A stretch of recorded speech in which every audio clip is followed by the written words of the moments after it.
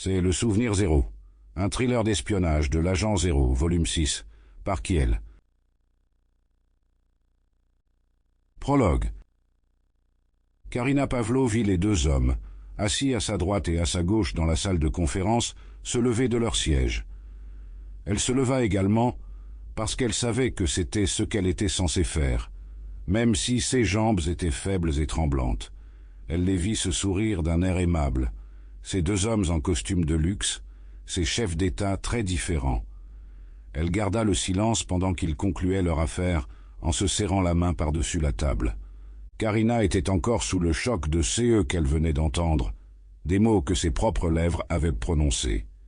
Elle n'était encore jamais allée à la Maison-Blanche, mais la partie de cette structure qu'elle venait de visiter était rarement visible du public. Le sous-sol, si on pouvait l'appeler ainsi, étant donné qu'il ressemblait fort peu à l'idée qu'on peut se faire d'un sous-sol, sous le portique nord contenait toutes sortes de choses, notamment, entre autres, une salle de bowling, une laverie, un atelier de charpentier, un cabinet dentaire, la salle de crise, l'espace de travail du président, 3 salles de conférence et un confortable espace d'attente dans lequel Karina avait été emmenée à son arrivée. C'était là, dans cette salle d'attente, qu'un agent des services secrets avait pris ses effets personnels, son téléphone mobile et une pochette noire, puis lui avait demandé de retirer son blazer. L'agent avait vérifié soigneusement chaque poche et chaque couture, puis l'avait tapoté de manière complète et méthodique, pendant qu'elle avait les bras tendus à 90 degrés. Il lui avait demandé d'ouvrir la bouche, de lever la langue, d'enlever ses chaussures, et de rester immobile, pendant qu'il passait une baguette détectrice de métaux le long de son corps.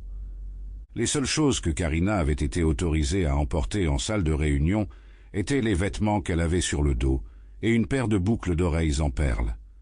Pourtant, la rigueur de cette sécurité n'avait rien d'extraordinaire. Karina était interprète depuis quelques années déjà, avait travaillé dans des chambres de l'ONU et avait traduit les propos de nombreux chefs d'État. Née en Ukraine, ayant fait ses études en Russie à Volgograd, puis ayant passé assez de temps aux USA pour obtenir un visa permanent, Karina se considérait elle-même comme une citoyenne du monde. Elle parlait couramment 4 langues et pouvait converser en 3 autres. Son habilitation de sécurité était aussi élevée que pour n'importe quel civil. Pourtant, le grand moment était arrivé. L'occasion de se rendre à la Maison-Blanche pour traduire une rencontre entre les nouveaux présidents russes et américains lui semblait être, il y a encore 20 minutes à peine, le nouveau sommet de sa carrière. Sample complete. Ready to continue?